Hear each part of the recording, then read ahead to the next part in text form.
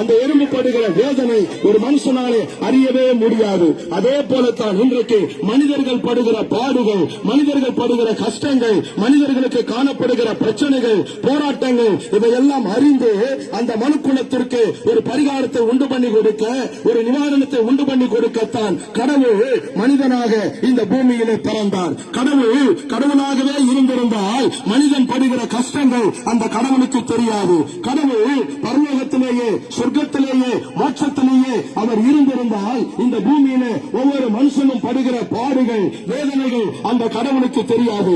எனவே தான் அந்த கடவுள் ஒரு நாள் தீர்மானித்தார், மனுஷன் படுகிற பாடுகளை நான் அறிந்து கொள்ள வேண்டும், அவன் படுகிற வேதனைகளை எனக்கு தெரிய வேண்டும், அந்த வேதனைகளுக்கும் அந்த பாடுகளுக்கும் ஒரு முற்றுப்புள்ளி வைக்க வேண்டும், ஒரு விமோசனத்தை உருவாக்கி கொடுக்க வேண்டும் என்று சொல்லித்தான் அந்த கடவுள் இந்த பூமியிலே ஒரு மனிதனாக அவதரித்தார். அப்படிப்பட்ட ஒரு கடவுள் தான் நாங்கள் ஆராதிக்கின்ற எங்கள் ஆண்டவராகிய இயேசு கிறிஸ்து.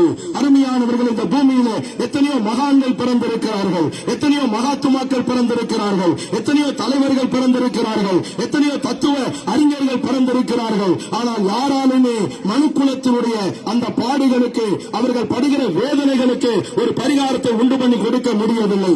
ஆனால் நாங்கள் ஆராதிக்கின்ற இந்த ஆண்டவராகிய இயேசு கிறிஸ்து, நாங்கள் அறிந்திருக்கிற இந்த ஆண்டவராகிய இயேசு கிறிஸ்து தான் இந்த மனுக்குலம் படுகிற அந்த பாடுகளுக்கு அவர் ஒரு பரிகாரத்தை உண்டு பண்ணும்படியாக இந்த பூமிக்கு இறங்கி வந்தார். அவரைத்தான் இப்போது நாங்கள் உங்களுக்கு அறிவித்துக் கொண்டிருக்கிறோம். ஆகவே இன்றைக்கு பேசிக் கொண்டிருக்கிற நான், எங்களோடு கூட இருக்கிற எங்கள் குழுவினர் எல்லாருமே அந்த இயேசுவை நம்பினதினாலே, அந்த இயேசுவை நாங்கள் சார்ந்து கொண்டதினாலே இன்றைக்கு அவர் எங்களை வாழ வைத்திருக்கிறார். எங்கள் நோய்களை சுகமாக்கி இருக்கிறார். எங்களுடைய கெட்ட பழக்க வழக்கங்களிலிருந்து, கெட்ட சுபாவங்களிலிருந்து, கெட்ட விதமான காரியங்களிலிருந்து அவர் எங்களுக்கு ஒரு விடுதலையை தந்திருக்கிறார். அந்த விடுதலையை கிராம மக்களாகிய நீங்கள் ஒவ்வொருவரும் பெற வேண்டும் என்பதற்காகத்தான் அந்த இயேசுவை நாங்கள் இப்பொழுது அறிவிக்கிறோம். அந்த இயேசுவை நீங்களும் நம்புங்கள், நீங்களும் அவரை சார்ந்து கொள்ளுங்கள், நீங்களும் விசுவாசியுங்கள். உங்கள் வாழ்க்கையில எந்த பிரச்சனைகள் ஆனாலும், எப்படிப்பட்ட பில்லி சூனிய கட்டுகள் ஆனாலும், எப்படிப்பட்ட பிசாசின் தொந்தரவுகள் ஆனாலும்,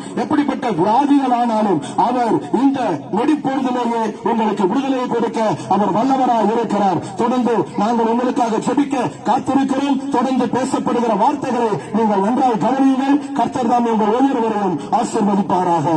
ஆமென்.